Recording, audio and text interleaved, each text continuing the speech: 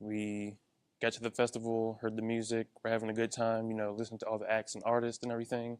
So it was a pretty festive time. Like I said, we were enjoying ourselves, and up until the event, everything was peaceful. Everyone had good vibes. It was really fun. At the beginning, there was a lot of confusion because we heard the first initial wave of shots, which we thought were like fireworks or firecrackers, and we looked in that direction, and there was really no panic or worry. So then it stopped. About 10 seconds later, a second wave happened. That's when we noticed a crowd of people like all rushing toward us, like screaming, panic. That's when we made the move to get out of there. Definitely a shock, like an adrenaline rush. You hear the shots going off, the panic, the widespread, scramble everyone.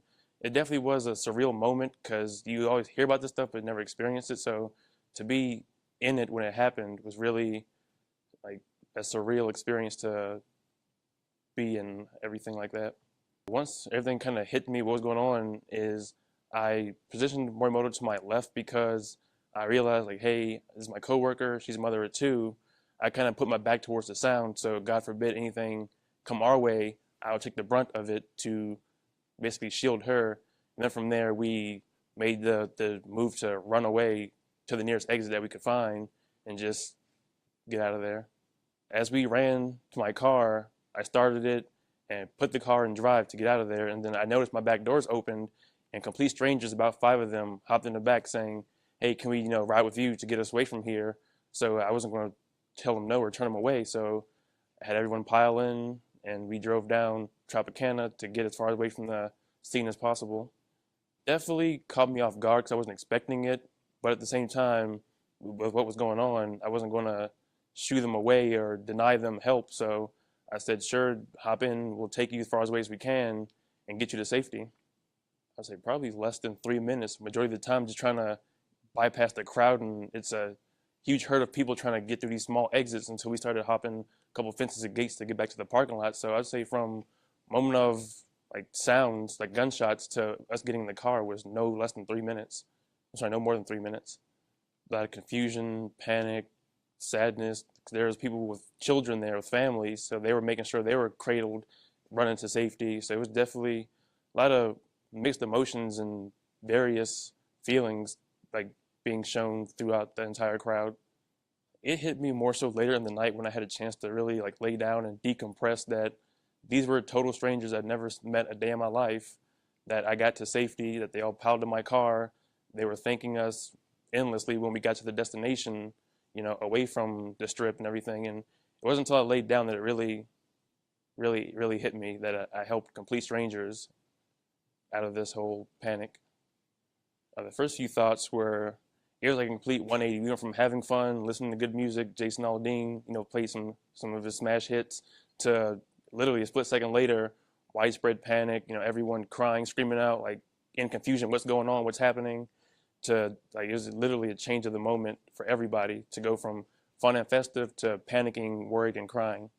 I would say in terms of special training, we have what's known as active shooter, which we usually take once a year or whenever we're set to deploy. So me having gone through that class, as soon as the instructor introduces themselves, the first thing they say is an active shooter can be random or premeditated. And we always think, God forbid, we don't want to be in that situation. So from the moment shots started firing, I kind of reverted back to that class where if you're in an active shooter situation, fight or flight, well, no one knew where the gunman was coming from. So it was flight at that moment to get out of there as fast as possible, make sure who I was with was safe and taken care of. And following the events, the strangers that we helped out, make sure they got to safety, they got out of there unharmed and safe. Panic, like you had multiple people on their phones contacting their family, their friends.